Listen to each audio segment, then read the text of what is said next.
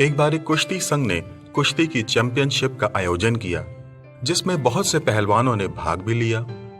इस चैंपियनशिप में एक ऐसे पहलवान ने भी भाग लिया जिसका बायां हाथ नहीं था। लोगों ने जब उसको देखा तो उसका मजाक बनाकर कहा कि यह व्यक्ति यहां क्या करने आया है, यह तो पहले ही मैच में बाहर हो जाएगा। जब चैंपियनशिप आरंभ हुई तो वह दिव्यांग पहलवान ने अपना पहला मैच जीता, दूसरा मैच जीता और इस प्रकार वह दूसरे पहलवानों को हराते हुए फाइनल मैच में पहुंच गया। उस दिव्यांग व्यक्ति के करिश्मे ने चैंपियनशिप में एक नई जान और ऊर्जा फूंक दी। लोगों को बहुत आश्चर्य हो रहा था कि यह पहलवान जिसका बायां हाथ नहीं है कैसे फाइनल मैच तक पहुंच गया, और उसने फाइनल मैच भी जीत लिया। सभी लोग ये जानना चाहते थे कि उसने ये कैसे किया, और जब उससे पूछा गया तो उसने बताया, मैं जिस ढंग से अपने पहलवान को नीचे गिराता हूं, उससे बचने के लिए उसे मेरी बाएं हाथ को मरोड़ना होता है, लेकिन मेरा हाथ नहीं है, इसलिए मैं उन्हें आसानी से मात दे देता हूं, और यही मेरी सफलता का कारण है। आपने देखा दोस्तों, किस प्रकार उस पहलवान ने अपनी कमजोरी को अपनी शक्ति में बदल दिया। हो सकता है आपके जीवन में भी बहुत सी ऐसी बातें और घटनाएं घटित हुई हों या हो रही हों जो आपको मानसिक, शारीरिक, आत्मिक और भावनात्मक रूप से कमजोर कर रही हों और आप नकारात्मक बातों से घिर गए हों। तो मैं आपको बताना चाहता हूं कि आप खुद ही वह व्यक्ति हैं जो अपनी कमजोरी को अपनी शक्ति में बदल सकते हैं। इसलिए हर नकारात्मक बातों में सकारात्मकता खोजने का प्रयत्न करते रहें।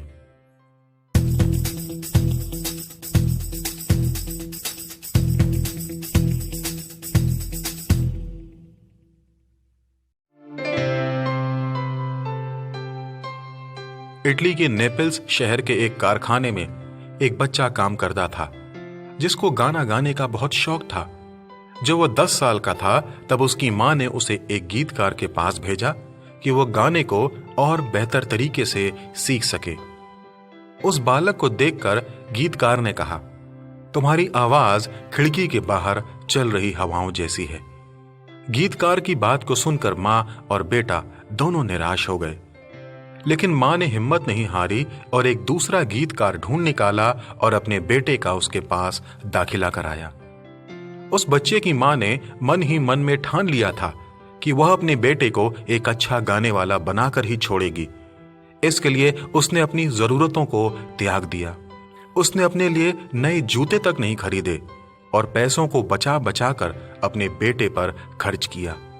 क्या आप जानते हैं, वही बालक आगे चलकर इटली का एक महान और प्रसिद्ध गायक एनरिको कारुसो बना। एनरिको को इस स्थान पर पहुंचाने में उसकी मां का एक बहुत महत्वपूर्ण योगदान है। तो आइए हम सब भी हमारे जीवनों में अपने माता और पिता का महत्वपूर्ण योगदान स्मरण करें और उनको कृतज्ञता के साथ धन्यवाद दें।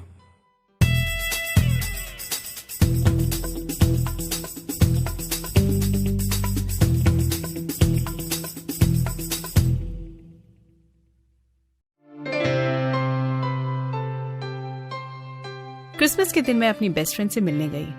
अब क्रिसमस का त्योहार था तो वो घर की साफ सफाई में और विभिन्न पकवानों की तैयारी में लगी हुई थी, और केवल उसी दिन से नहीं बल्कि पिछले 1 हफ्ते से। मैंने उससे पूछा, साफ सफाई और पकवान तो ठीक है, मगर क्या क्रिसमस के दिन तुम चर्च गई? जिसका उत्तर था, इन सभी कामों के बीच में घर से बाहर कदम रखने का भी मैं सोच नहीं सकती। चर्च तो बहुत दूर की बात है। हाँ, मगर मैंने अपने पति और बच्चों को सही समय पर चर्च भेज जरूर दिया। एक और मेरी दोस्त और दूसरी ओर मेरी जान पहचान के एक प्रचारक हैं जो सुबह से शाम तक अपने प्रचारक संबंधित काम में व्यस्त रहते हैं। उनसे एक दिन मैंने यह पूछा, इस भागदौड़ के बीच आप कब प्रार्थना करते हैं? जिसका उत्तर उन्होंने यह दिया, कभी कभी मैं काम में इतना व्यस्त हो जाता हूँ कि मुझे समय का पता ही नहीं चलता।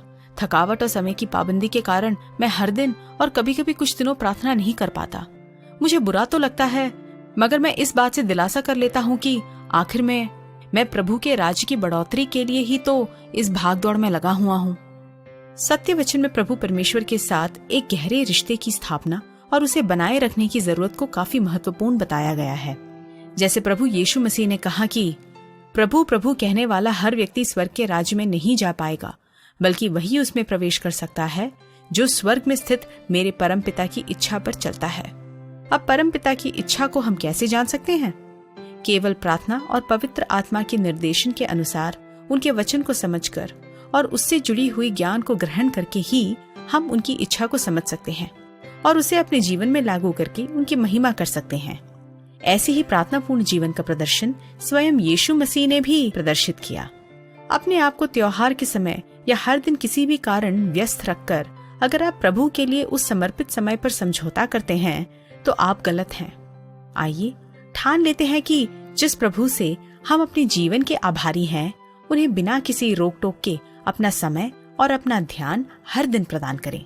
क्या आप कोशिश करेंगे?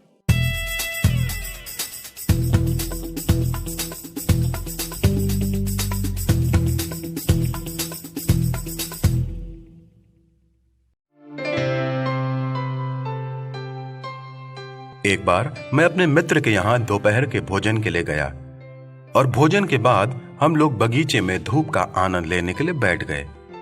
मेरे मित्र की माता भी हमारे साथ बैठ गईं। बगीचे की सुंदरता को देखकर मैंने कहा, माताजी, आपने तो बगीचे को बहुत ही सुंदर बना रखा है। मेरी बात को सुनकर माताजी बोली, बेटा, मैंने अकेले नहीं, लेकिन प्रभु जी की कृपा भी इस बगीचे में है। मैंने तो पौधे लगाए, लेकिन उनमें जीवन प्रभु जी ने दिया, जिसके परिणाम स्वरूप यह बगीचा इतना सुंदर दिख रहा है।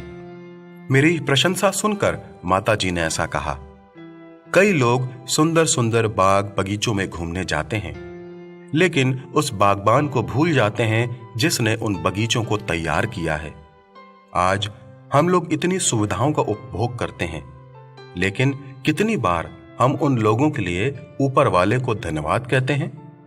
आज हम पंखे, कूलर, एसी, फ्रिज और अन्य उपकरण जो बिजली से चलते हैं उनका लुत्फ लेते हैं, लेकिन कितनी बार हमने बिजली के जनक बेंजामिन फ्रैंकलिन के प्रति आभार प्रकट करके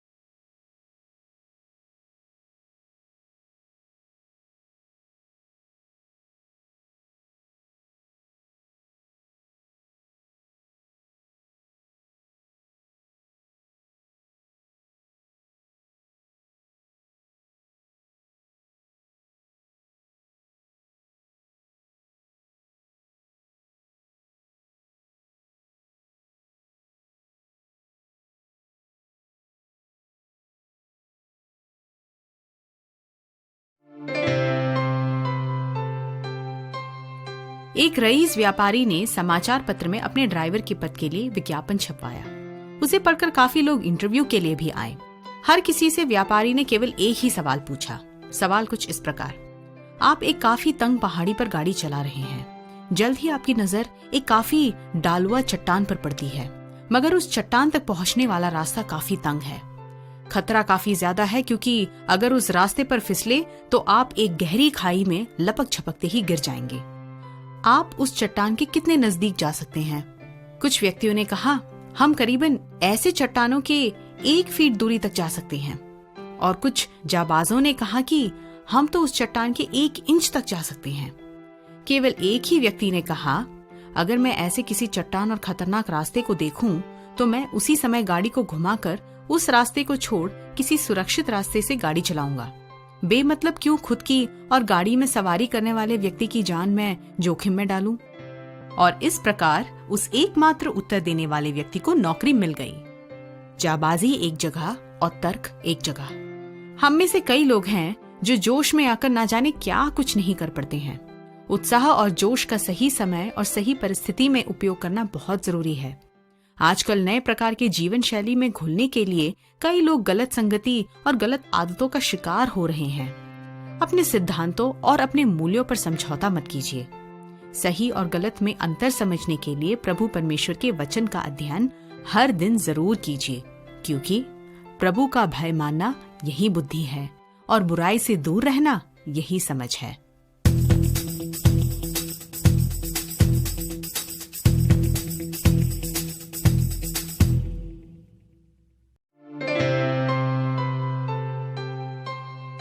रवि और सोम काफी करीब दोस्त थे।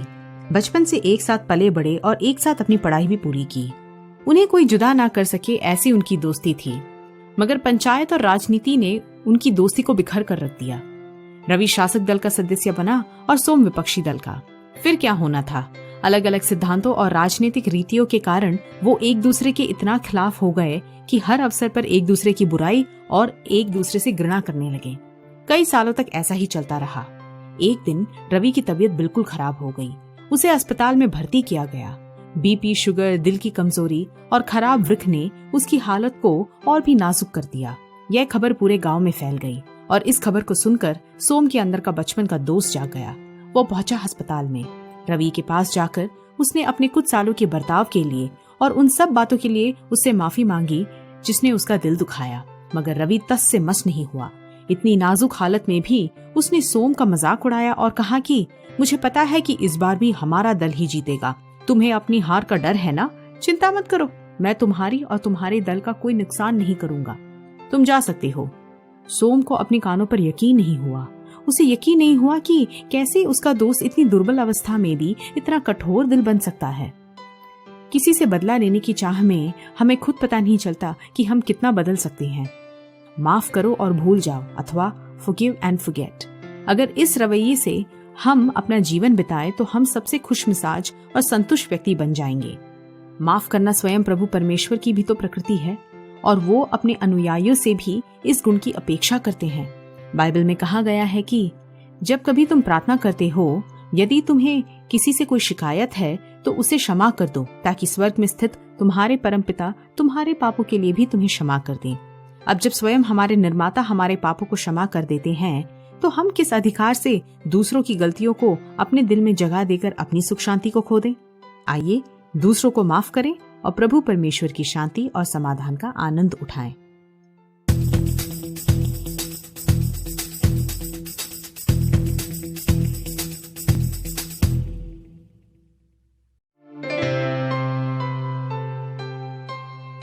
डॉक्टर ने एक इंसान का विस्तृत जांच करके उससे कहा, आपको केवल अपने वजन पर थोड़ा ध्यान देना है, बाकी हर तरीके से आप बिल्कुल ठीक हैं।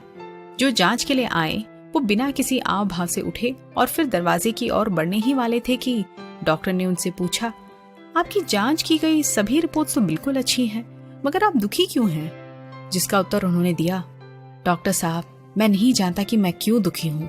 मैं चाहे कुछ भी क्यों ना करूँ, मेरे मन को थोड़ी सी भी शांति नहीं है। यहाँ तक मैं आत्महत्या करने तक सोच चुका हूँ। उस इंसान की उदासी देखकर डॉक्टर साहब ने कहा कि मुझे लगता है कि आपको अपने दिनचर्या से कुछ विराम ले लेना चाहिए। कुछ दिनों से यहाँ पर एक नई सर्कस ने डेरा डाला हुआ है।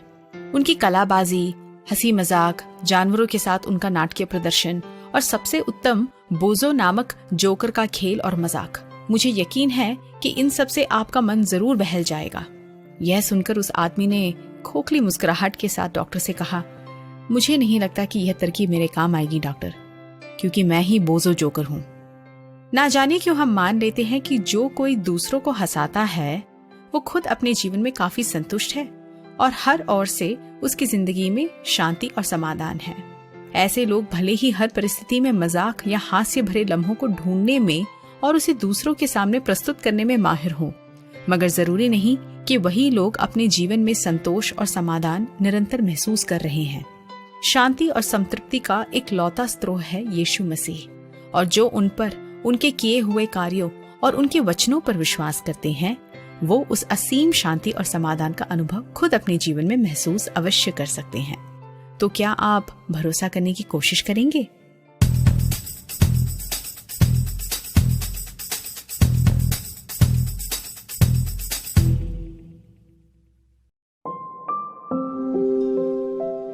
एक बार एक छात्रा का बहुत कीमती कलम उसकी कक्षा में खो गया और उसने रोते हुए अपनी अध्यापिका से इसकी शिकायत की। अध्यापिका ने सभी के बैग को खोलकर कलम को ढूंढना शुरू किया। एक छात्रा अपना बैग खोलने से बहुत हिचकिचा रही थी। उसकी इस हरकत को देखकर अध्यापिका को लगा कि इसी ने कलम चुराया होगा, इसलिए अध्यापिका ने उसे जोर से डांटते हुए बैग को खोलने के लिए कहा। वह छात्रा बहुत ही सहम गई और बैग को जोर से पकड़कर अपनी बाहों में भर लिया। तभी विद्यालय की प्रधानाचार्य वहां आ गई। उन्होंने पूछा कि यहाँ क्या हो रहा है। अध्यापिका ने सारा किस्सा उन्हें बता दिया। बैग को पकड़े हुए उस छात्रा की आंखों में आंसू भरे हुए थे और उसने अपना बैग अपनी बाहों में जोर से पकड़ा हुआ था। प्रधानाचार्य को उसकी ये दशा देखी नहीं गई और उस छात्रा को अपने कमरे में ले गई। वहां उसके बैग को खोलकर उन्होंने देखा तो वह दंग रह गई। बैग में चोरी होने वाला कलम नहीं बल्कि उस छात्रा ने कक्षा के सभी बच्चों के बचे कुचे और फेंके हुए खाने को इकट्ठा करके एक पोटली बना रखी थी। जब प्रधानाचार्य ने इसका कारण पूछा तो छात्रा ने बताया कि हमारे घर में कई दिनों से खाने को कुछ भी नहीं है, सभी लोग भूखे हैं। उन्हें खिलाने के लिए मैं हर रोज इस प्रकार बचे हुए खाने को इकट्ठा करके घर ले जाती हूँ। इसके बारे में किसी को कुछ नहीं मालूम।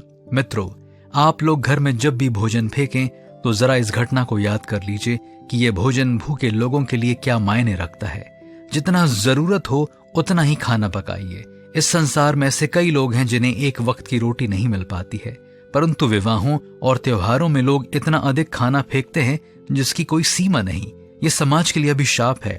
बाइबल में लूका 9, 10 और 17 में हम देखते हैं जहां पर प्रभु यीशु मसीह ने 5 रोटी और 2 मछलियों से 5000 लोगों और उनके परिवार को भरपेट खाना खिलाया और बचे हुए खाने को संभाल कर रखने के लिए कहा। क्या हम भविष्य में इसका ध्यान रखेंगे?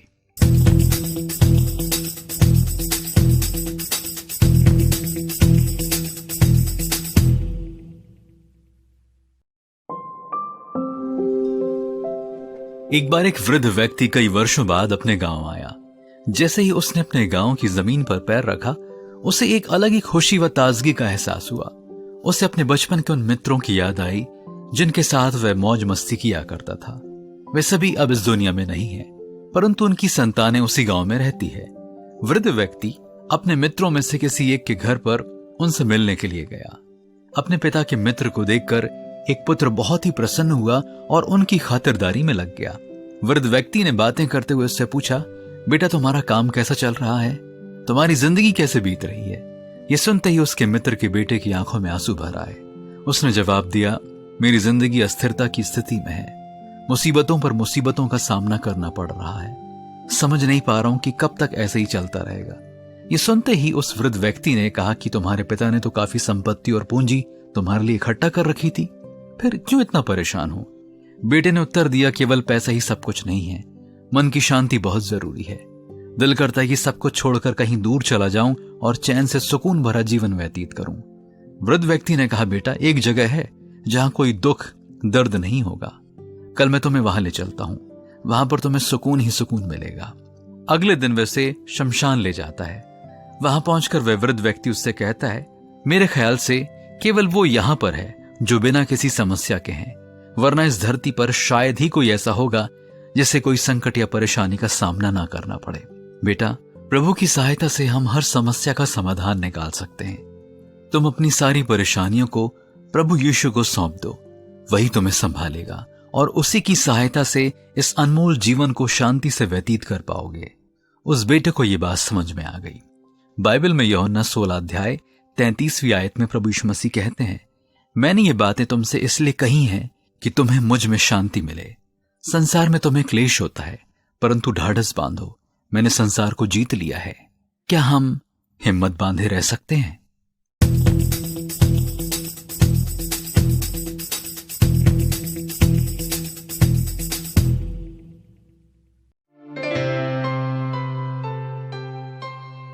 एक बार चौथी कक्षा के गणित के टीचर ने ब्लैक बोर्ड पर 4 का पहाड़ा लिखना आरंभ किया। आरंभ की 2 पंक्ति टीचर ने गलत लिखी, लेकिन उसके बाद पूरा पहाड़ा उसने सही लिखा। पहली 2 पंक्तियों को देखकर छात्र हंसने लगे और टीचर का मजाक उड़ाने लगे। जब टीचर ने पूरा पहाड़ा लिख दिया, तब उसने कहा कि आप लोग मेरे द्वारा लिखी गई पहली 2 पंक्तियों को देखकर मुझ पर हंसने लगे, लेकिन उसके बाद आपने यह नहीं देखा कि मैंने पूरा पहाड़ा सही लिखा है। मैं आप लोगों को बताना चाहता हूं कि मैंने जानबूझकर पंक्तियां गलत लिखी, जैसे ही मैंने पहली 2 पंक्तियां गलत लिखी, आप लोगों ने मुझ पर हंसना शुरू कर दिया। लेकिन मैंने आप लोगों पर ध्यान नहीं दिया और अपने काम में लगा रहा और परिणाम स्वरूप मैं आगे का पूरा पहाड़ा सही लिख सका। इसके द्वारा मैं आप लोगों को यह समझाना चाहता हूं कि आपकी गलतियों पर लोग आप पर हंसेंगे, आपका मजाक बनाएंगे और आपकी निंदा करेंगे, लेकिन आप उनकी बातों पर प्रतिक्रिया ना देकर उन बातों को एक चुनौती के रूप में लें और अपने काम में आगे बढ़ते रहें। लोगों से अपेक्षा ना करें कि कोई आपकी तारीफ या बढ़ाई करेगा। आप बस अपने लक्ष्य की ओर बढ़ते रहें। जब आप ऐसा करना आरंभ कर देंगे, तब आपको अपेक्षा से अधिक परिणाम प्राप्त होंगे।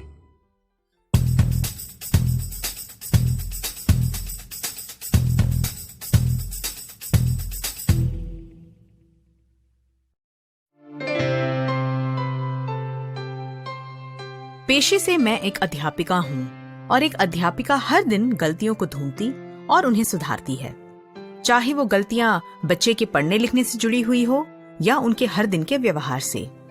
हर शिक्षक चाहता है कि उनके छात्र हर क्षेत्र में उन्नति करें और आगे बढ़ें, मगर हर दिन गलतियां ढूंढते ढूंढते और सुधारते सुधारते ये जैसी मेरी आदत सी बन गई। एक समय आया कि मैं हर बात में दूसरों की गलती निकालने लगी। मैं उन गलतियों को उनसे बांटती नहीं थी, मगर मन ही मन उनके बारे में सोचती थी। एक दिन मुझे अपने इस स्वभाव पर काफी निराशा हुई और यह विचार मेरे दिल में आया कि अगर मैं ऐसी ही सबकी कमियां और गलतियों को ढूंढती रही तो मैं किसी भी बात पर और किसी भी इंसान से खुश और संतुष्ट नहीं रह पाऊंगी, और ऐसा स्वभाव किसी भी इंसान के पतन का मुख्य कारण हो सकता है। मैंने अपने आप को बदलने की ठान ली और इसकी शुरुआत मैंने अपनी ही कक्षा से की। उदाहरण के लिए मैंने कहा कि इन 10 सही उत्तरों के लिए मैंने तुम्हें 10 अंक दिए हैं, जबकि पहले मैं कहती थी इन 2 गलत उत्तरों के लिए मैंने 2 अंक कम कर दिए हैं। हर बात पर किसी की कमी या गलती ढूंढना काफी आसान है, मगर एक शुद्ध और एक प्यार भरा दिल हर किसी में उसकी क्षमता को उसकी कमियों से ज्यादा महत्व देता है। ऐसा स्वयं प्रभु यीशु मसीह ने भी किया। उन्होंने हमेशा सब में उनकी क्षमता को देखा और स्वयं अपने प्रेम और सेवा से दूसरों को बेहतर बनने के लिए प्रोत्साहन किया। बाइबल में भी कहा गया है कि इस कारण एक दूसरे को शांति दो और एक दूसरे की उन्नति का कारण बनो, जैसा कि तुम करते हो। क्या आप भी कोशिश करेंगे?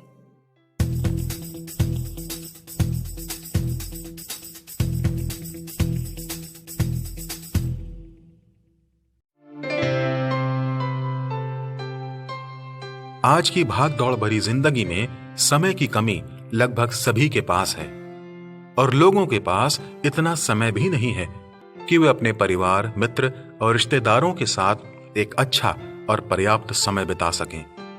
दिन, हफ्ते, महीने और साल कितनी तेजी से निकलते जा रहे हैं, इसका अंदाजा तो आपको हो ही गया होगा। तो दोस्तों, जब एक ही जिंदगी हमें मिली है और ये पल इतनी तेजी से बीत रहे हैं, तो क्या हमें इन पलों में भरपूरी के साथ नहीं जीना चाहिए? अर्थात दिलों से दूसरों के लिए सब प्रकार का बैर भाव और द्वेष दूर कर दिलों को प्यार और दया से नहीं भरना चाहिए। आज आवश्यक है कि हम एक दूसरे को समझें, एक दूसरे की सहायता करें और एक दूसरे के उन्नति का कारण हों। बाइबल एक दूसरे के प्रति प्रेम के विषय में कहती है, सब में श्रेष्ठ बात यह है कि एक दूसरे से अधिक प्रेम रखो। तो आइए आज से यह कोशिश करें कि दूसरों के प्रति अपने मन से हर प्रकार की नकारात्मक बातें, बैर भाव और द्वेष को निकाल दें और इनकी जगह अपने मन को प्रेम, दया और स्नेह से भर दें।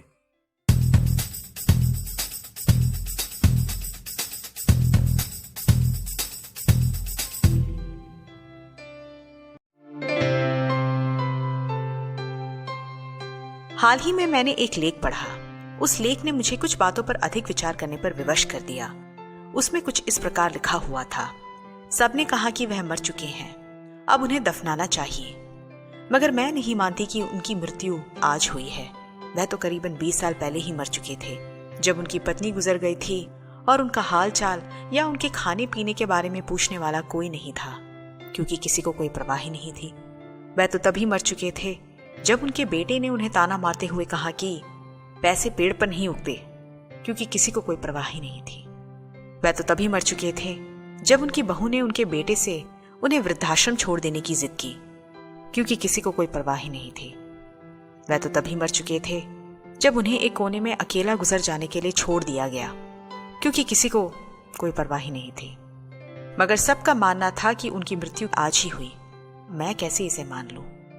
आपको यकीन नहीं होगा, मगर हर दिन आपकी मुलाकात कम से कम एक ऐसे बड़े बुजुर्ग से हो जाती है जो अंदर ही अंदर तड़प तड़प कर मर रहे हैं। कभी कभी ऐसा भी हो सकता है कि जो आपके आसपास हैं वह भी इन भावनाओं का शिकार हो। हमारा जीवन केवल जीने के लिए ही नहीं, मगर दूसरों को खुशहाल जीवन जीने देने के लिए भी है। अंदर ही अंदर ना जाने कितने लोग हर दिन मरते जा रहे हैं, मगर उन्हें दफन करने के लिए शायद कई साल लग जाएं। क्या इस लेख ने आपके दिल को भी सोचने पर विवश कर दिया? समाज के एक अच्छे नागरिक और शुभचिंतक होने के नाते हम सबकी कोशिश होनी चाहिए कि हम अपने आसपास के बड़े बुजुर्गों का ख्याल रखें, और इन सब की शुरुआत हमें खुद अपने घर से करनी चाहिए। यह ना भूलिए कि अगर आज हम एक सुखद जीवन व्यतीत कर रहे हैं तो उसमें हमारे बुजुर्गों की मेहनत और नेकी का काफी योगदान है। उस कारण उनका मान सम्मान करना हमारा कर्तव्य है। बाइबल में भी कहा गया है कि पक्की बाल वाली के सामने उठ खड़े होना और बूढ़े का आदर मान करना और अपने परमेश्वर का भय निरंतर मानना, मैं यहोवा हूं। क्या आप कोशिश करेंगे?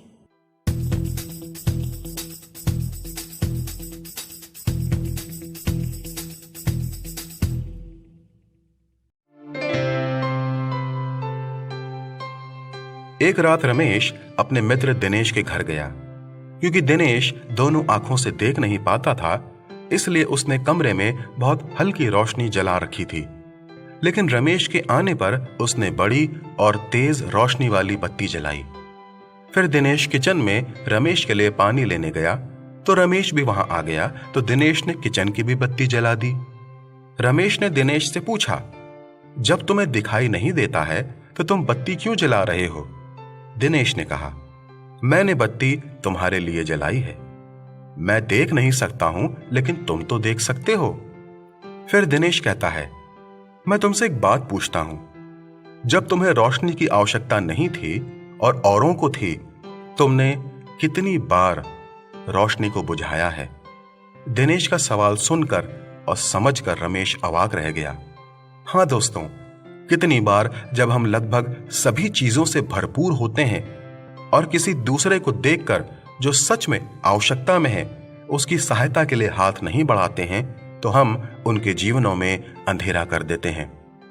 जब कोई निराश और दुखी है तो क्या हम उसको सांत्वना और आशा देते हैं, या हम उसकी ओर ध्यान न देकर अपने ही में मगन रहते हैं? दोस्तों, आज जब ऊपर वाले ने हमें इतना आशीषित और सक्षम किया है कि हम आवश्यकतामंद लोगों की सहायता कर सकें, तो आइए आज ही ये संकल्प लें कि किसी दूसरे के जीवन में भी हम सब खुशियों की रोशनी लाने वाले बन सकें। बाइबल में लिखा है, तुम्हारा उजियाला मनुष्यों के सामने ऐसा चमके कि वे तुम्हारे भले कामों को देखकर तुम्हारे पिता की जो स्वर्ग में है बड़ाई करें।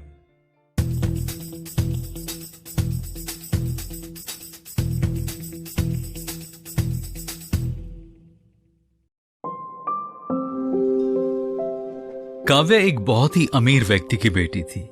वह बहुत ही घमंडी थी। अपनी सहेलियों के बीच पैसों का घमंड दिखा दिखा कर हमेशा बात किया करती थी। अध्यापकों से भी ये अपेक्षा करती थी कि वो उसका खास ख्याल रखें। उन्हें अपनी ओर आकर्षित करने के लिए अपने पिता के अमीर होने की डींगे मारकर कहती थी, मेरे पिता बहुत अमीर हैं और उनका नाम संतोष है। आप लोगों ने उनका नाम तो सुना ही होगा।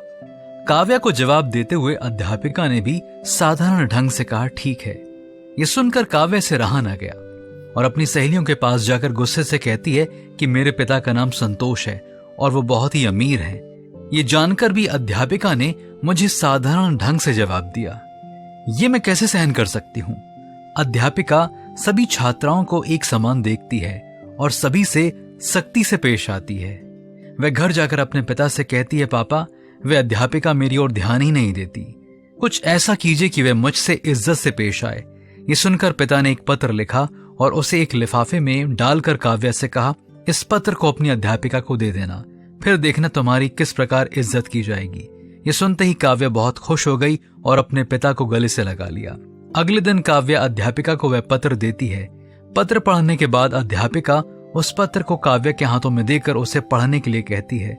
उस पत्र में लिखा था, मेरी बेटी एक अमीर व्यक्ति की बेटी है तो क्या हुआ, आप उसे भी अन्य सभी छात्राओं के समान ही देखना। उसे कोई प्रमुखता देने की आवश्यकता नहीं है।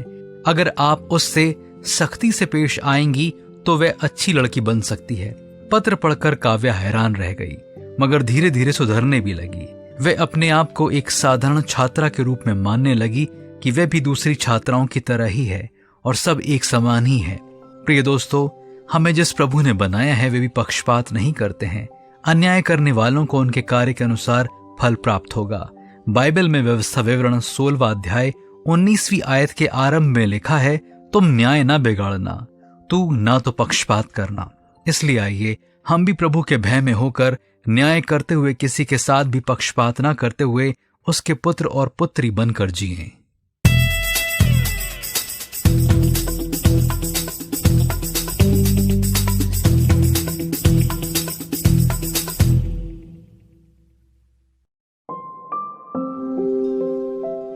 एक बार जब हम जंगल की सैर करने गए तब वहां पर कुछ बंदरों को हमने फल दिए। तभी हमारे साथ जो वन अधिकारी आए थे उन्होंने कहा कि इस प्रकार बंदरों को फल देना ठीक नहीं है। हम लोग सुनकर हैरान हो गए। हमने उस अधिकारी से पूछा, क्या जानवरों को खाना खिलाना गलत है? अधिकारी ने कुछ इस प्रकार जवाब दिया, जो पर्यटक यहाँ आते हैं वे प्रेम से इन जानवरों को खाना खिलाते हैं, पर इन बंदरों को आसानी से खाना मिल जाए तो ये मेहनत से खाना ढूंढने की कोशिश भी नहीं करेंगे। पेड़ों पर चढ़कर एक पेड़ से दूसरे पेड़ पर छलांग लगाकर फल तोड़ने की आदत छूट जाएगी। अगर ये बंदर नहीं करेंगे तो इनके बाद आने वाली पीढ़ियां सब कुछ भूल जाएंगी। भिखारियों की भांति ये बंदर भी पर्यटकों से फलों की भीख मांगने वाले भिखारी बन जाएंगे। इसलिए जो जानवर प्रकृति से जुड़कर यहाँ जी रहे हैं उन्हें उनके रास्ते पर चलने के लिए अगर हम छोड़ दें तो इसी में उनकी भलाई है। उस वन अधिकारी की बातों ने हमारे हृदय को छू लिया और हमें सोचने पर मजबूर कर दिया। बहुत से लोगों ने भी इसी प्रकार कई चीजें सक्षम लोगों को मुफ्त में देकर उन्हें कामचोर बना दिया है। लोग मेहनत करना ही भूल गए हैं। वे मेहनत करना ही नहीं चाहते क्योंकि उन्हें सब कुछ मुफ्त में मिल जाता है। बाइबल की पुस्तक 2 थिस्सलुनीकियों 3 अध्याय 10वीं से 12वीं आयत में पौलुस ने कहा है, और जब हम तुम्हारे यहाँ थे तब भी ये आज्ञा तुम्हें देते थे कि यदि कोई काम करना ना चाहे तो खाने भी ना पाए। हम सुनते हैं कि कितने लोग तुम्हारे बीच में अनुचित चाल चलते हैं और कुछ काम नहीं करते, पर औरों के काम में हाथ डाला करते हैं। ऐसों को हम यीशु मसीह में आज्ञा देते और समझाते हैं कि चुपचाप काम करके अपनी ही रोटी खाया करें। क्या हम मेहनत से काम करना आरंभ करें?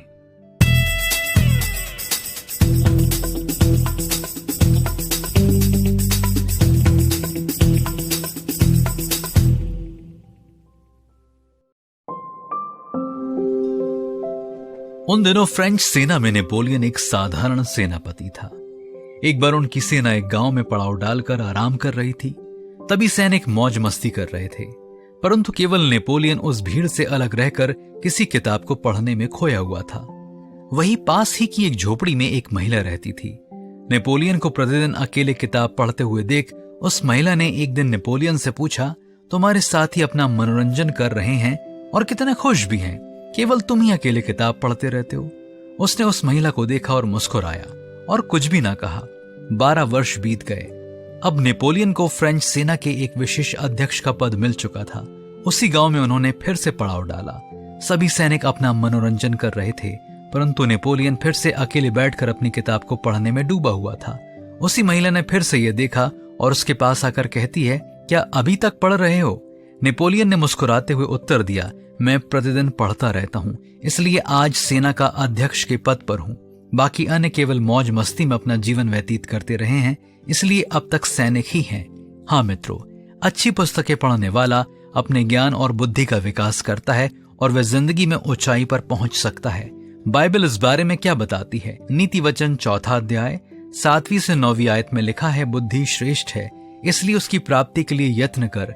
जो कुछ तू प्राप्त करे उसे प्राप्त तो कर, परंतु समझ की प्राप्ति का यत्न घटने ना पाए। उसकी बड़ाई कर, वह तुझको बढ़ाएगी। जब तू उससे लिपट जाए तब वह तेरी महिमा करेगी। वह तेरे सिर पर शोभायमान भूषण बांधेगी और तुझे सुंदर मुकुट देगी। तो आइए आज से हम उन पुस्तकों को पढ़ने की आदत डालें जो हमें बुद्धि और समझ की प्राप्ति देती हैं।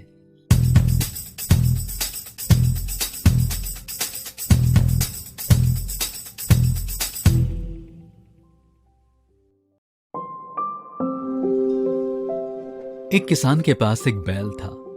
उस बैल की देखभाल वह बहुत अच्छे से करता था। वह बैल बहुत ही ताकतवर था।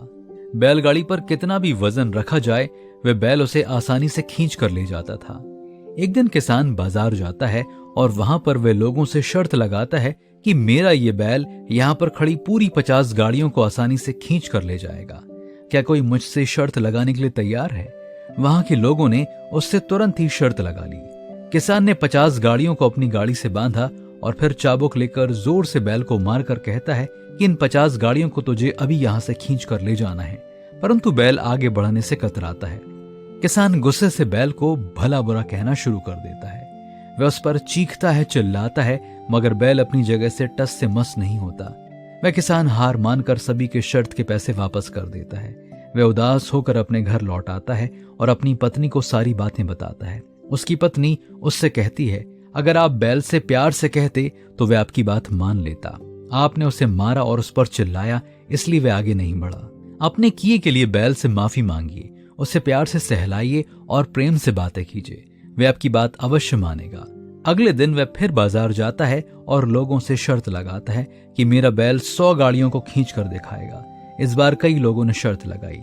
किसान ने बैल की पीठ थपथपाकर प्यार से उससे कहा, मेरे प्यारे बैल, तुम्हें 100 गाड़ियों को खींचना है, तुम ये आसानी से करके दिखा सकते हो। बैल उसकी मधुर वाणी सुनकर उत्साहित हो जाता है और 100 गाड़ियों को खींचकर विजयी हो जाता है। इस कहानी से हमें क्या शिक्षा मिलती है? प्यार भरी मीठी वाणी से हम सब कुछ कर सकते हैं। बाइबल की पुस्तक नीति वचन 16वां अध्याय 24वीं आयत में लिखा है, मन भावने वचन मधु भरे छत्ते के समान प्राणों को मीठे लगते हैं और हड्डियों को हरी भरी करते हैं।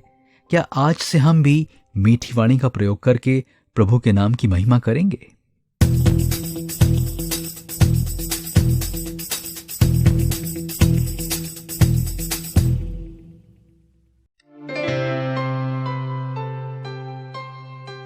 आज मैं आपके साथ 2 लोगों की बात करना चाहता हूं। तो आइए पहले की बात करें। यह पहला व्यक्ति ट्रेन में लखनऊ से दिल्ली की यात्रा कर रहा है और उसका टिकट एसी फर्स्ट क्लास में है। उसको अच्छा खाने को दिया गया है और उसके पास अच्छा सोने को बिस्तर भी है। उसके पास सारी सुख सुविधाओं की चीजें उपलब्ध हैं, लेकिन फिर भी वो उदास और निराश है। और ऐसा इसलिए है क्योंकि उसको 2 दिन के बाद फांसी की सजा दी जाने वाली है। वहीं जो दूसरा व्यक्ति है वो ट्रेन में दिल्ली से लखनऊ की यात्रा कर रहा है और उसका टिकट जनरल बोगी में है। और जनरल बोगी का हाल तो हम सब जानते ही हैं। वो बड़ी ही परेशानी में अपने सफर को कर रहा है, लेकिन उसकी परेशानी उसके चेहरे पर नहीं दिख रही है क्योंकि वो आनंदित है। और उसके आनंदित होने का कारण यह है कि वो एक लंबे समय के बाद अपने घर जा रहा है, जहां वो अपने प्रियजनों से मिलेगा और वे सब मिलकर आनंद मनाएंगे। दोस्तों, यहां पर ट्रेन का सफर हमारी जिंदगी का सफर है। यदि आज आप पाप और पाप के दोष के बंधन में हैं, तो संसार में का सुख आपको आनंद और शांति नहीं दे सकता है। लेकिन यदि आप पाप और पाप के दोष से मुक्ति और उद्धार प्राप्त कर चुके हैं, तो संसार में वो सारी बातें और कठिनाइयां जिनका आप प्रतिदिन सामना करते हैं, आप पर असर नहीं डालेंगी, क्योंकि आपके भीतर एक आनंद है जो शांति को उत्पन्न करता है। आनंद और शांति का एक ही स्रोत है और वह प्रभु यीशु है। बाइबल में लिखा है, मन का आनंद अच्छी औषधि है।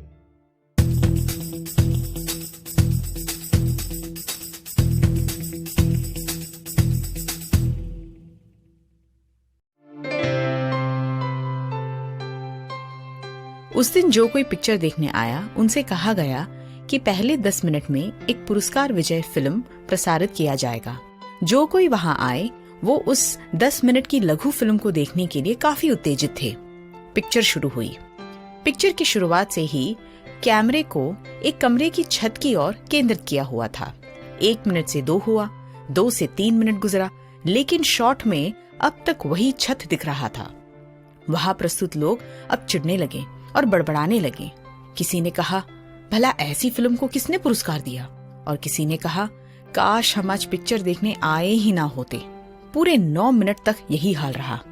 फिर एकदम से कैमरा का फोकस उस छत से हटकर उस कमरे की फर्श पर पड़ा और धीरे से एक बिस्तर तक बढ़ा, जहां एक दुर्बल अवस्था में पड़े एक अपाहिज व्यक्ति को दिखाया गया। फिर से कैमरा का फोकस उस व्यक्ति से हटकर छत पर पड़ा। फिल्म खत्म हुई और उसके बाद एक मुख्य संदेश स्क्रीन पर दिखा। संदेश कुछ इस प्रकार: आप सभी लोगों ने आज एक अपाहिज की आंखों से उसके दिन के 24 घंटे का दृश्य केवल 9.5 मिनट में देखा, और हमें पूरा यकीन है कि यह 9.5 मिनट आपकी जिंदगी का सबसे धीमा और चिड़चिड़ा समय रहा होगा। और इस संदेश के साथ पिक्चर खत्म हुई। प्रिय दोस्तों, अगर आज आप स्वस्थ और तंदुरुस्त हैं, आपके पास 3 वक्त की रोटी है और अपना सर ढकने के लिए एक घर, तो आपसे ज्यादा भाग्यशाली और समृद्ध और कोई भी नहीं। बाइबल में भी कहा गया है कि क्योंकि हम संसार में ना तो कुछ लेकर आए थे और ना यहाँ से कुछ लेकर जा पाएंगे, सो यदि हमारे पास रोटी और कपड़ा है तो हम उसी में संतुष्ट हैं। आइए अपने जीवन और उससे जुड़ी हुई सभी सुविधाओं के लिए प्रभु परमेश्वर से अपना आभार व्यक्त करते हैं।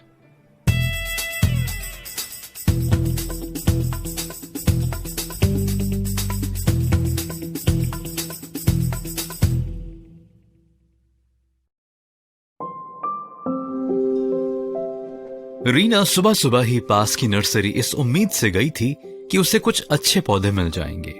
वैसे हकीकत तो ये है कि उसे कुछ खजूर के पेड़ भी अपने घर के लिए चाहिए थे, और उसे वो मिल भी गए। जिन फूलों और पौधों को उसने खजूर के पेड़ के साथ लिया था, उनका बिल तकरीबन 3,500 बना। क्योंकि सुबह सुबह नर्सरी में काम करने वाले के लिए ये अच्छी खासी कमाई थी, इसलिए उसने अपनी तरफ से कुछ पौधे रीना को यूं ही उपहार में दे दिए, जिसकी कीमत 1,000 रुपए से ज्यादा थी, जिसके कारण रीना बहुत खुश हो गई। वो कहां 3,500 रुपए के पौधे लेने गई थी, लेकिन उसे 4,500 रुपए के पौधे मिल गए, जिसके लिए उसने ना ही रिक्वेस्ट की थी और ना ही कोई विनती। प्रिय दोस्तों, रीना को कुछ अधिक मिल जाना उस अनुग्रह को बताता है जिसकी वो हकदार थी, क्योंकि उससे सुबह सुबह ही नर्सरी वाले को 3,500 की कमाई करवाई थी। लेकिन क्या ऐसा हो सकता है कि रीना सुबह सुबह नर्सरी जाए और बिना पैसे दिए उसे 4,500 के पौधे मिल जाएं? ऐसा कभी नहीं हो सकता। उसे कुछ ना कुछ तो करना ही पड़ेगा। अगर आप भी अपने जीवन में कुछ अच्छा और बेहतर पाने के लिए सपने देखते हैं, इच्छा रखते हैं, तो ये अपने आप कभी नहीं होगा। जरूरी है कि आपको उस सपने को पूरा करने के लिए मेहनत करनी ही पड़ेगी। यदि आप सिर्फ अच्छी बातों पर विश्वास करते रहे और कर्म न करें, तो आपका या हमारा विश्वास अधूरा है। हमें कुछ पौधे तो खरीदने ही पड़ेंगे। पवित्र शास्त्र की पुस्तक याकूब 2 अध्याय 14वीं आयत में लिखा है, हे मेरे भाइयों, यदि कोई कहे कि मुझे विश्वास है पर वह कर्म ना करता हो, तो उससे क्या लाभ? क्या ऐसा विश्वास कभी उसका उद्धार कर सकता है? आइए एक नए समर्पण के साथ हम आगे बढ़ें। बहुत ज्यादा नहीं तो कम से कम चंद कदम तो चलें। परमेश्वर आज आपको बहुतायत से इस्तेमाल करे और आपको प्रोत्साहित करे अपने कामों को और भी बेहतर तरीके से करने के लिए।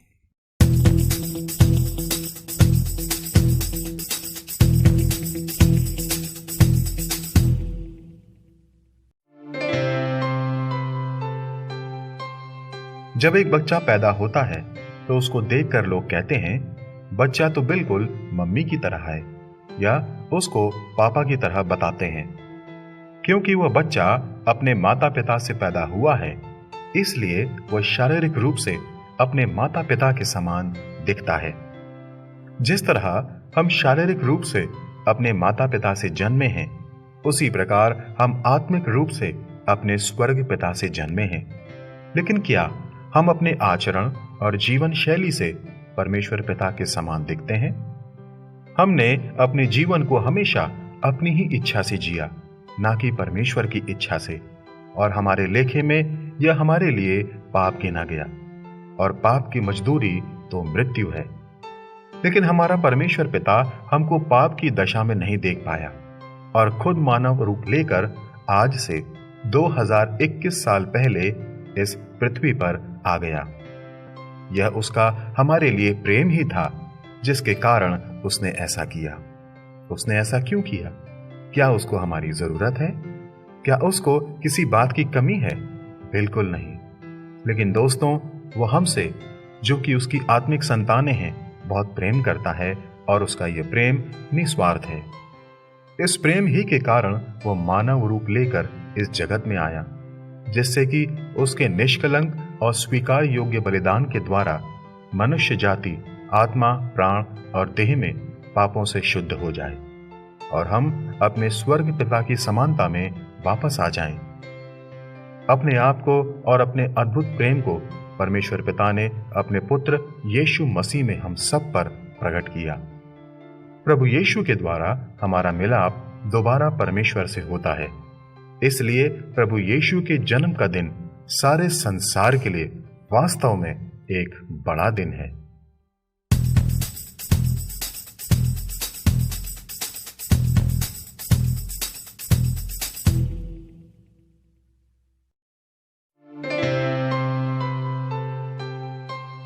कॉलेज की छात्रा जिसने क्रिसमस के लिए अपना होम अवे फ्रॉम होम पाया, जबकि उसके सभी सहपाठी परिवार और दोस्तों के साथ छुट्टियों के लिए अपने घर वापस जाने की योजना बना रहे थे।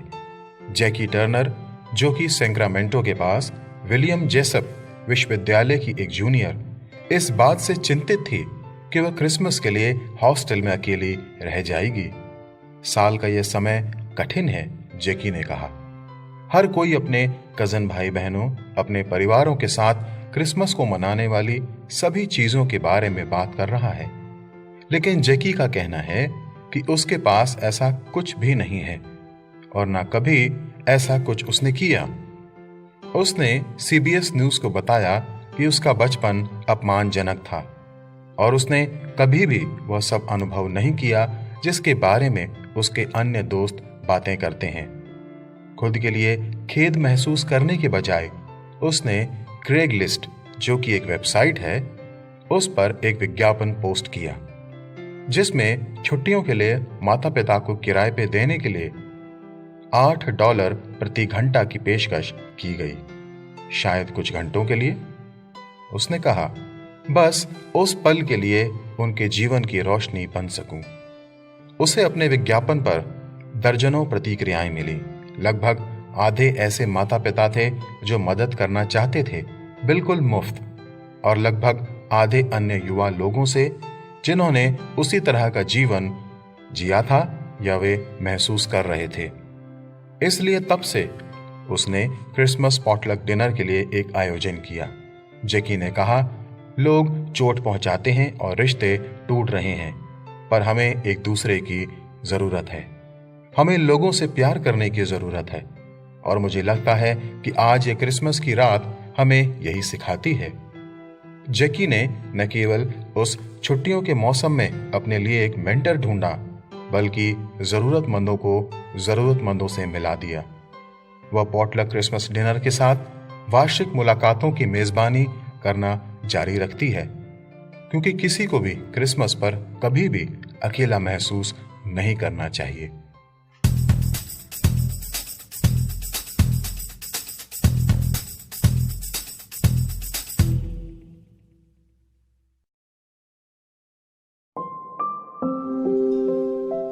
एक पासबान चर्च में अगले दिन संदेश देने का विचार कर रहे थे कि मैं किस विषय पर संदेश तैयार करूं।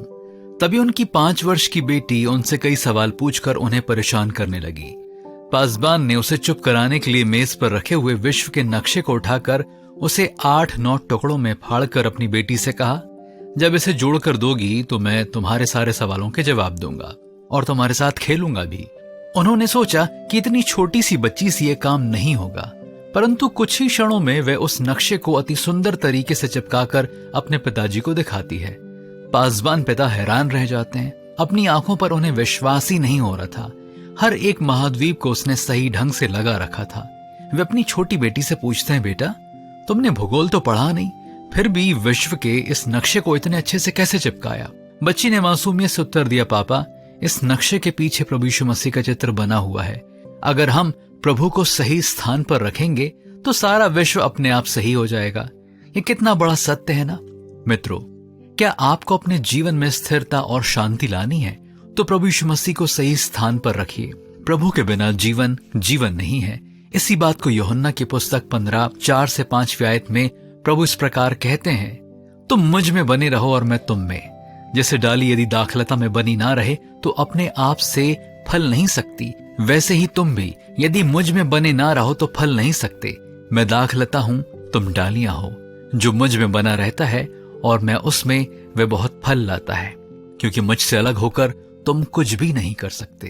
क्या हमने अपने जीवन में प्रभु यीशु मसीह को सही स्थान पर रखा है? आइए सोचें।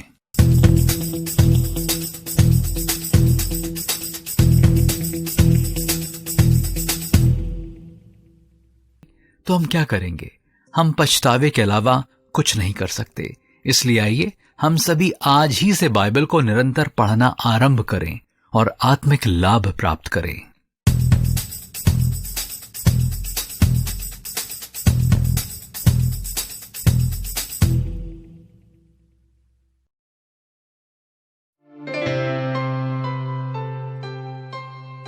एक पिता जो कि एक शिकारी थे, उनके पास एक बहुत विश्वास योग्य और तेज तर्रार कुत्ता था जो हमेशा उनके साथ शिकार पर जाता और साथ ही साथ उस शिकारी के छोटे बेटे जो कि सिर्फ 10 साल का था, उसका भी अच्छा दोस्त था। दोनों आपस में खूब खेलते थे और घर पर कोई न होने के कारण उनमें बहुत लगाव था। एक दिन पिता शिकार पर गए और जंगल पहुंचने के बाद उन्हें ध्यान आया कि वो अपने कुत्ते को साथ नहीं लाए हैं। उन्होंने फैसला किया कि वो वापस जाकर उसे साथ ले आएंगे। जैसे ही वह घर पहुंचे, उनका कुत्ता खून में लथपथ बाहर दरवाजे पे खड़ा हुआ था। पिता ने सोचा कि उसने उनके बेटे को मार दिया और अपनी तलवार निकालकर उस कुत्ते को वहीं मार डाला।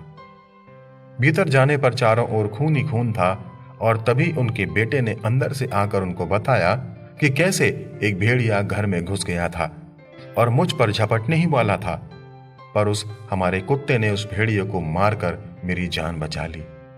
पिता बहुत ही दुखी हुए और अपने जल्दबाजी पर उन्होंने अफसोस किया। दोस्तों, शायद ये अक्सर हम सभी के साथ भी होता है। इसलिए धीरज धरें और किसी भी बात पर अच्छे से सोच विचार कर प्रतिक्रिया दें।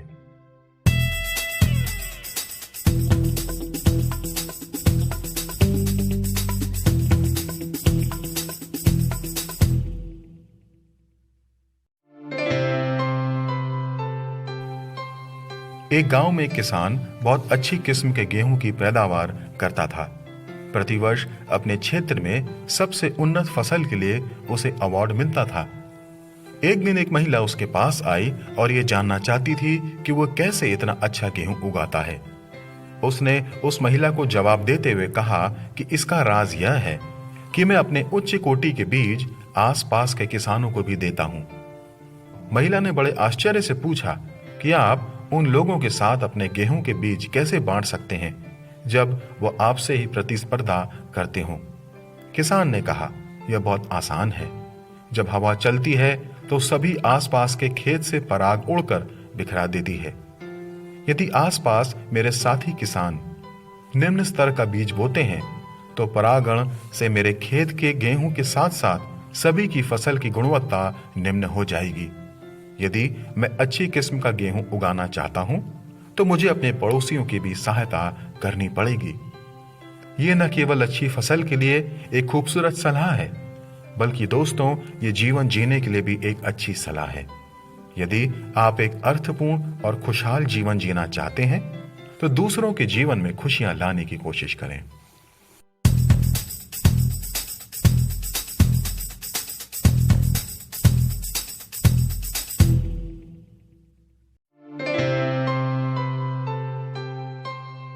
दोस्तों, आज साल 2021 का आखिरी दिन है और कल हम एक नए साल 2022 में प्रवेश करेंगे। जैसे हम पिछले सालों में करते आए हैं, वैसे ही इस साल भी हम सब नए साल का स्वागत खूब धूमधाम से करेंगे, खूब मौज मस्ती करेंगे और पार्टी करेंगे। यह साल कुछ लोगों के लिए खुशी का तो कुछ लोगों के लिए बहुत ही दुख का रहा। इस साल कितने लोग इस संसार को छोड़कर चले गए, लेकिन हम जो आज जिंदा हैं तो यह परम पिता परमेश्वर की अपार दया ही है। कितने खतरे ऐसे रहे होंगे जो हमारे अगल बगल से निकल कर चले गए और हमको छू नहीं पाए, या कितने खतरे ऐसे रहे होंगे जिनका परिणाम और भी भयंकर हो सकता था, लेकिन आप पर और मुझ पर परमेश्वर की दया बनी रही। जिस परमेश्वर ने हमको साल भर संभाला, क्यों ना थोड़ा समय निकालकर उसको उसके प्रेम के लिए धन्यवाद दिया जाए। बाइबल में लिखा है, हर बात में धन्यवाद करो, क्योंकि तुम्हारे लिए मसीह यीशु में परमेश्वर की यही इच्छा है।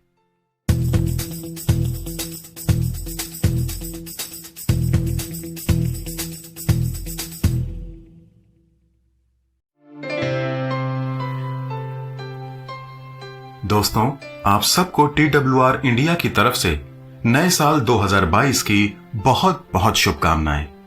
आप सबके लिए हमारी यही प्रार्थना है कि यह नया साल आपके लिए बहुत ही आशीष और अनुग्रह का साल हो। बीता साल कुछ के लिए अच्छा तो कुछ के लिए बुरा रहा होगा, कुछ के लिए सफलता का तो कुछ के लिए असफलता का रहा होगा, कुछ के लिए रिश्तों में दरार का तो कुछ के लिए रिश्तों में मजबूती का रहा होगा। जीवन है दोस्तों, यह सब बातें होना आवश्यक है, लेकिन साथ ही साथ यह भी जानना आवश्यक है कि पुरानी बातों को याद करके दोहराने से कोई लाभ नहीं होता है। हाँ, उनसे भविष्य के लिए सबक जरूर ले सकते हैं। इसलिए खड़े हों, हिम्मत बांधें और साल 2022 में कुछ ऐसा करने का लक्ष्य बनाएं जिससे आप व्यक्तिगत, पारिवारिक और सामाजिक जीवन में सकारात्मक परिवर्तन लाने वाले बन सकें और दूसरों के लिए भी एक आदर्श बने। बाइबल भी इस विषय में शिक्षा देते हुए कहती है, पुरानी बातें बीत गई हैं, देखो सब बातें नई हो गई हैं। दोस्तों, एक बार फिर से आप सबको नए साल 2022 की बहुत बहुत शुभकामनाएं।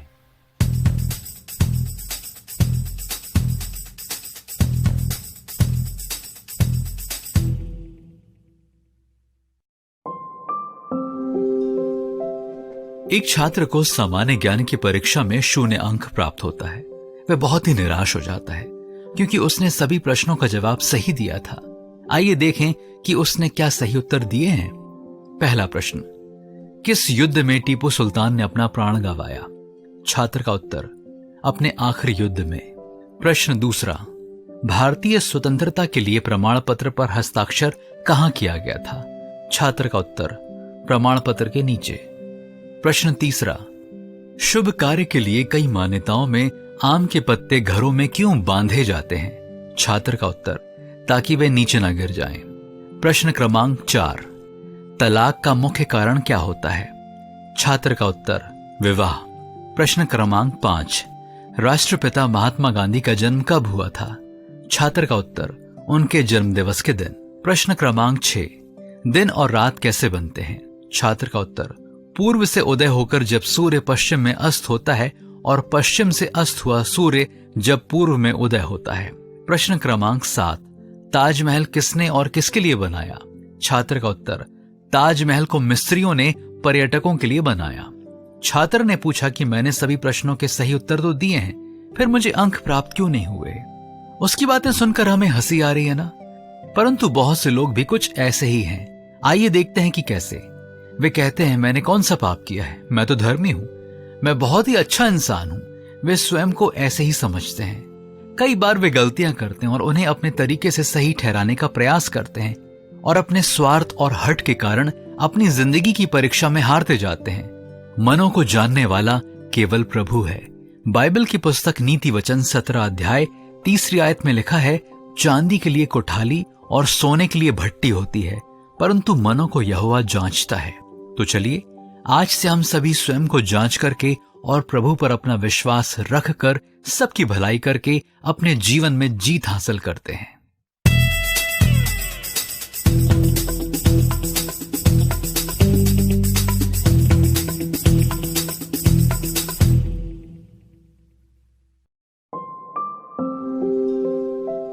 अपने गुरु के पास जाकर 3 छात्रों ने उनसे पूछा, गुरुजी, बुद्धि और ज्ञान में क्या अंतर है?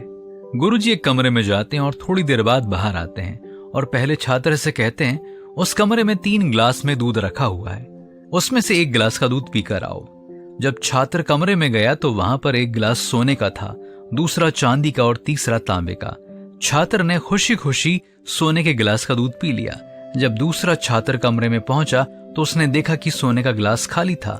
उसे थोड़ा दुख हुआ, फिर भी यह सोचकर संतुष्ट हुआ कि कम से कम उसे चांदी के गिलास का दूध तो नसीब हुआ।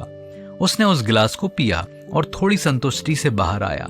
जब तीसरा छात्र कमरे में जाता है तो देखता है कि सोने और चांदी का गिलास खाली पड़े हुए हैं। इसे देखते ही वह आग बबूला हो जाता है, परंतु गुरुजी की आज्ञा का पालन करना उसका कर्तव्य था, इसलिए तांबे के गिलास का दूध पीकर दुखी मन से बाहर आया। गुरुजी तीनों को बुलाकर पूछते हैं कि क्या आप तीनों ने दूध पिया?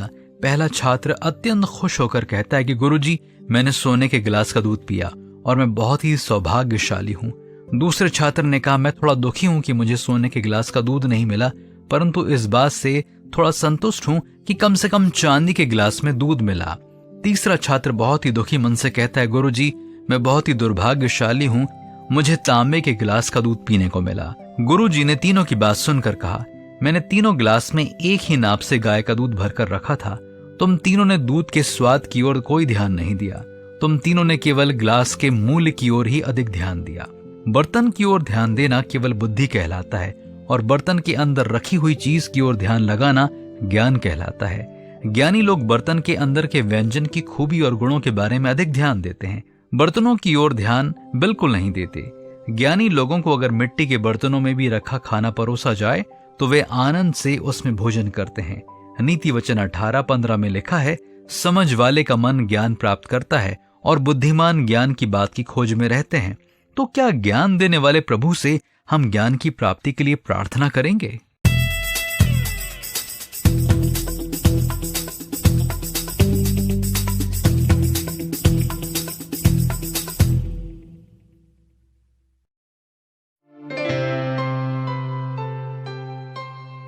आज के दौर में हर कोई जल्दी में है और रुकना नहीं चाहता है। इस बात को मैंने ट्रैफिक सिग्नल पर गौर किया जब मैं लाल बत्ती पर रुका हुआ था कि तभी पीछे से एक ऑटो वाला आया और बोला, भैया निकल जाइए, कोई नहीं है और कैमरा भी काम नहीं कर रहा है। मैंने उससे कहा, भैया ये ट्रैफिक सिग्नल आपकी, मेरी और दूसरे लोगों की सुरक्षा के लिए ही है और इनका पालन करना हम सब की नैतिक जिम्मेदारी है, चाहे कोई देखे या ना देखे। और कहीं ऐसा ना हो कि 2 मिनट की जल्दबाजी का भारी दाम चुकाना पड़ जाए। दोस्तों, आज हम सबको यह समझना आवश्यक है कि जो भी नियम कानून है वह जन कल्याण के लिए ही है, इसलिए हमें सारे नियमों का पालन करना चाहिए। जब आज आप और मैं ऐसा करेंगे तो हो सकता है कि हमें देखकर दूसरे लोग भी नियमों का पालन करने को प्रेरित हों। बाइबल भी इस विषय में कहती है, हर एक व्यक्ति शासकीय अधिकारियों के अधीन रहे, क्योंकि कोई अधिकार ऐसा नहीं जो परमेश्वर की ओर से ना हो, और जो अधिकार हैं वे परमेश्वर के ठहराए हुए हैं।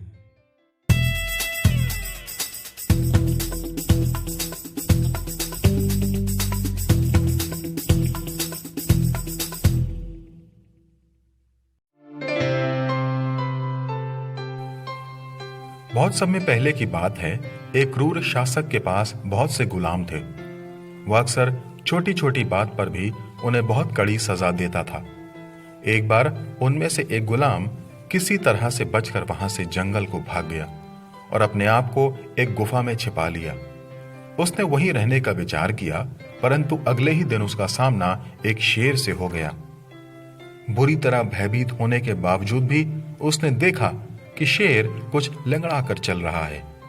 उसने देखा कि शेर के पैर में एक बड़ा कांटा चुभा हुआ था। उसको शेर पर दया आई और बहुत हिम्मत करके वह थोड़ा पास गया और धीरे से शेर के पैर से कांटा निकाल दिया। शेर ने उसकी तरफ बहुत प्यार से देखा और वहां से चला गया। कुछ दिनों के बाद सैनिकों ने इस गुलाम को ढूंढ लिया और राजा के सामने पेश किया। क्रूर राजा ने सभी गुलामों को सबक सिखाने के लिए इस गुलाम को कड़ी सजा देने का फैसला किया और उसको भूखे शेर के सामने डालने का आदेश दिया। निश्चित दिन पर जब उसे शेर के सामने डाला गया तो शेर उसे खाने के बजाय उसके पैरों को चाटने लगा। ये वही शेर था जिसकी इस गुलाम ने जंगल में सहायता की थी। जब राजा को पूरा किस्सा पता चला तो उसने गुलाम और शेर दोनों को आजाद कर दिया। दोस्तों, परिस्थिति कैसी भी हो, दूसरों के प्रति प्रेम, दया और आदर हमेशा बना रहना चाहिए।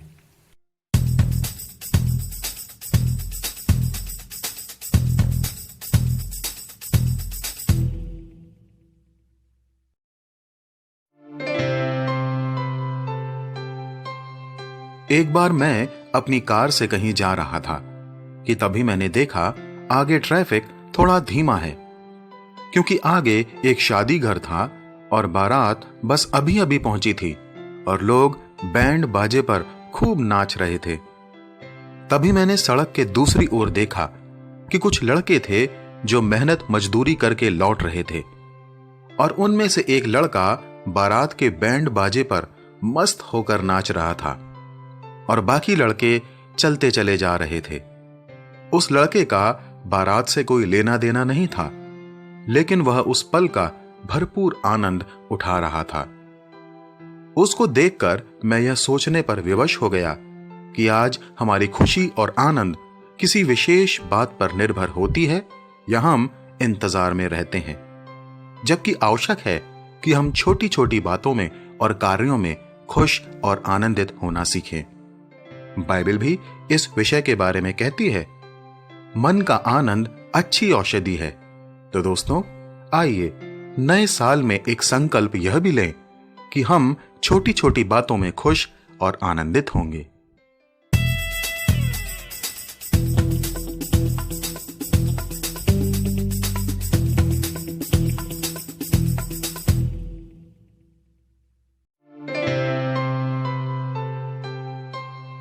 नोबेल पुरस्कार से सम्मानित सर सीवी रमन ने सेवानिवृत्त होने के बाद बेंगलुरु में एक अनुसंधान संस्थान बनाने का निश्चय किया।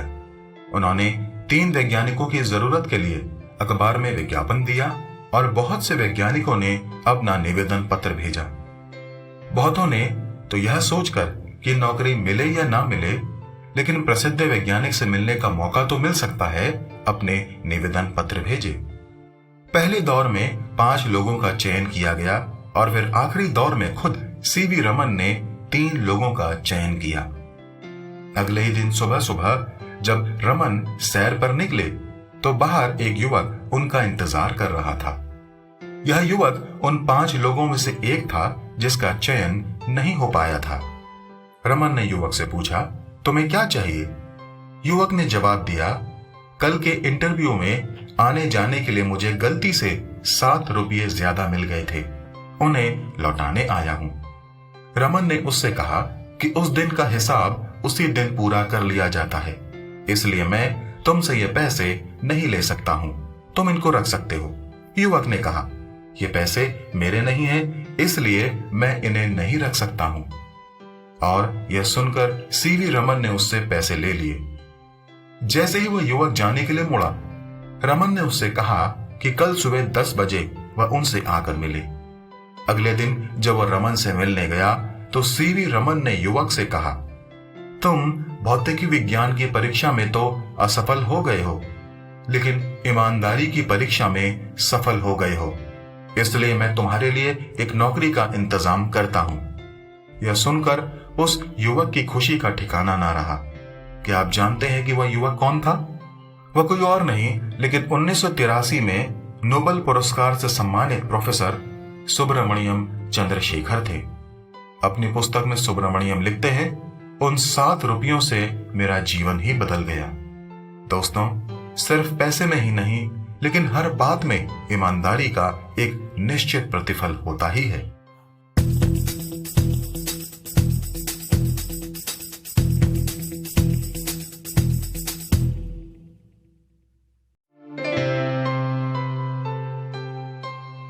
कैरेटिन बूम एक डच महिला थी जो अपने पिताजी के साथ घड़ी का व्यापार करती थी। फिर वह लेखिका बनी। दूसरे विश्व युद्ध के समय उन्होंने बहुत से लोगों को हिटलर और नाजी लोगों से छिपा कर रखा और उनकी जान बचाई। बाद में कैरेटन और उनके परिवार वालों को नाजी कैदखाने में डाल दिया गया। जिस कैदखाने में 150 लोगों को डालना था, वहां 500 लोगों को डाल दिया गया और लोगों को मार दिया गया। उसी कैदखाने में कैरेटन बूम के पिता और बहन की मृत्यु हो गई। उनकी मृत्यु के लिए जो जिम्मेदार था, उसे कैरेटन ने एक पत्र लिखा। उन्होंने लिखा, आपने मेरे और मेरे परिवार के साथ जो भी किया, उसे मेरे परमेश्वर ने अच्छाई में बदल दिया। इस दुख के समय मैं अपने परिवार वालों के बहुत करीब आ सकी।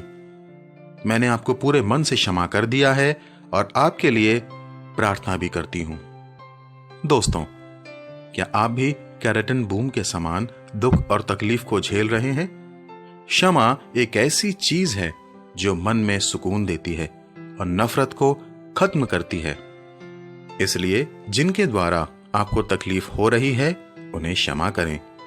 लेकिन आप क्षमा तभी कर सकते हैं जब परमेश्वर पिता का प्रेम आपके अंदर होगा, क्योंकि क्षमा परमेश्वर के प्रेम का एक गुण है। दोस्तों, जब हम साल के अंत में आ चुके हैं और एक नए साल में प्रवेश करने जा रहे हैं, तो आइए संकल्प लें कि हम एक दूसरे को क्षमा करेंगे और परमेश्वर के प्रेम को प्रकट करेंगे। प्रभु आप सबको आशीष दे।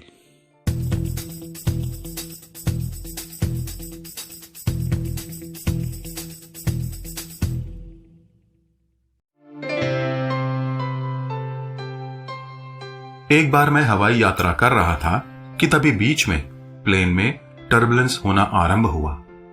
टर्बुलेंस प्लेन में लगने वाले झटके को कहते हैं, जो खराब मौसम, बादलों या किसी अन्य कारणों से होता है। हम सभी यात्री अचानक से होने वाले इस टर्बुलेंस से बेचैन हो गए, लेकिन थोड़े ही समय के बाद हम सब चैन से बैठ गए, क्योंकि हम सबको पायलट पर भरोसा था कि वह प्लेन को सुरक्षित लैंड करा देगा। यह भी बड़ी अजीब बात है कि उस व्यक्ति पर भरोसा करना जो दिखाई नहीं देता है, सिर्फ उसकी आवाज सुनाई देती है। दोस्तों, हमारी जीवन यात्रा का यह पूरा साल हमारे सामने एक बंद किताब के समान है। हम नहीं जानते कि क्या होने वाला है, लेकिन एक है जिस पर हम पूरा भरोसा रख सकते हैं, फिर चाहे परिस्थितियां कैसी भी क्यों ना हो। और वह कोई और नहीं लेकिन जीवित परमेश्वर है, जो आपको और मुझको हमारे उत्पन्न होने के पहले से जानता है। वह दिखाई नहीं देता, लेकिन हां, उसको अनुभव किया जा सकता है।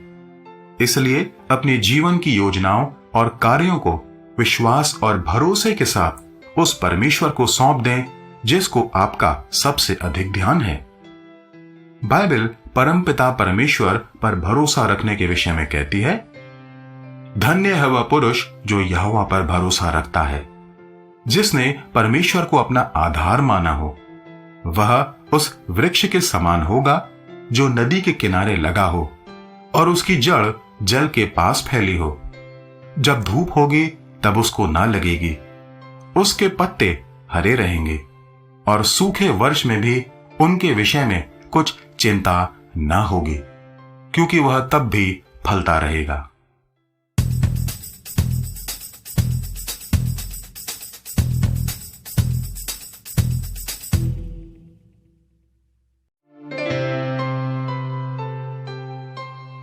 उत्तरी ध्रुव पर स्कीइंग एक जोखिम भरा कार्य है। स्की करने वाले को कई अप्रत्याशित और खतरनाक क्षणों, जैसे मौसम की चुनौतियों, इलाके की चुनौतियों और निश्चित रूप से कुछ बड़े जानवरों का सामना करना पड़ता है। एक बार एक मादा पोलर बेयर, जिसको ध्रुवीय भालू भी कहा जाता है, अचानक अपने बच्चों के साथ स्की करने वाले के सामने आ गई। उस स्की करने वाले ने अपने स्की के डंडों को अपने सिर के ऊपर उठा दिए। हालांकि ध्रुवीय भालू उससे कहीं अधिक बड़ा और शक्तिशाली था, लेकिन वह पीछे हट गई। स्की करने वाला भालू के मन में यह भ्रम पैदा करने में सफल रहा कि वह भालू से बड़ा है। ऐसा कई बार हमारे साथ भी होता है। हमें अपनी समस्याएं बहुत बड़ी लगती हैं, वास्तव में जितनी होती हैं उससे कहीं अधिक बड़ी। ऐसे समय में जब हमें खड़े होकर उनका सामना करना चाहिए, हम उनसे भाग जाते हैं। हो सकता है कि आप अभी किसी समस्या का सामना कर रहे हों। यह समस्या वित्तीय, चिकित्सीय, आपसी संबंधों में समस्या, पारिवारिक समस्या या विफलता हो सकती है। कुछ ऐसा जो इतना बड़ा दिखता है जितना वह है नहीं, और आप घबरा गए हैं। तो मैं आपको बताना चाहता हूं, यह डरने का समय नहीं है, यह भागने का समय नहीं है, यह सामना करने का समय है। क्योंकि स्वर्ग का परमेश्वर आपके साथ है और आपका भरोसा उस पर होना है। बाइबल भी कहती है कि जिसका मन परमेश्वर में धरे हुए है, उनकी वह पूर्ण शांति के साथ रक्षा करता है, क्योंकि वह उस पर भरोसा रखते हैं।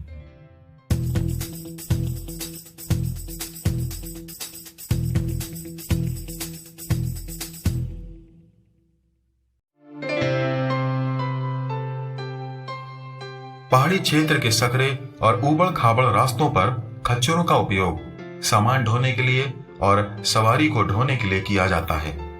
क्योंकि ये रास्ते सकरे होते हैं और एक तरफ पहाड़ तो दूसरी तरफ बहुत गहरी खाई होती है। खच्चर खाई को देखकर डरे ना, इसलिए उनकी आंखों के साइड में एक चीज बांधी जाती है, जिससे वे अपने बगल की गहरी खाई को देख नहीं पाते हैं और सीधे दिखने वाले रास्ते पर चुपचाप चलते रहते हैं। दोस्तों, हम लोग भी जब किसी लक्ष्य या उद्देश्य की ओर बढ़ते हैं तो बहुत सी ऐसी बातें और विचार हमारे आसपास होते हैं जो हमें डरा और घबरा सकते हैं और रुकावट का कारण बन सकते हैं। इसलिए आवश्यक है कि हम उन सारी बातों को अपने ऊपर हावी ना होने दें और ना ही उनसे विचलित हों, लेकिन अपने लक्ष्य और उद्देश्य के सीधे रास्ते पर चलते रहें। बाइबल में लिखा है, क्या तुम नहीं जानते कि दौड़ में तो दौड़ते सभी हैं, परंतु इनाम एक ही ले जाता है? तुम वैसे ही दौड़ो कि जीतो।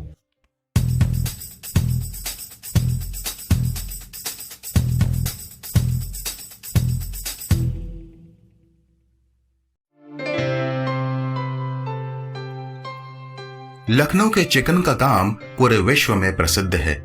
चिकन का काम कॉटन के कपड़े पर होता है और यह काम हाथ से किया जाता है। हाथ द्वारा किसी भी कारीगरी का बहुत महत्व होता है। क्या आप जानते हैं कि आपका भी बहुत महत्व है और आप भी बहुत मूल्यवान हैं? हो सकता है कि आप अपने को ऐसा नहीं मानते हो, क्योंकि आपने अपने जीवन में तिरस्कार, निंदा और अपमान का अनुभव किया हो। लेकिन आप भी किसी के हाथ की रचना हैं। आपको भी किसी ने अपने हाथों से रचा है और वो रचयिता कोई और नहीं, लेकिन हम सबके प्रेमी पिता परमेश्वर हैं। परमेश्वर ने आपको बड़े प्रेम से अपने हाथों द्वारा रचा है। बाइबल में हम देखते हैं कि परमेश्वर ने मनुष्य को अपनी समानता में रचा है और परमेश्वर की नजर में मनुष्य अर्थात आपका बहुत महत्व है, क्योंकि हम सब उसकी संतानें हैं। बाइबल में लिखा है, देखो पिता ने हमसे कैसा प्रेम किया है कि हम परमेश्वर की संतान कहलाएं, और हम हैं भी। तो दोस्तों, जब परमेश्वर हमारा पिता है तो फिर हमें अपने आप को कम नहीं आंकना है।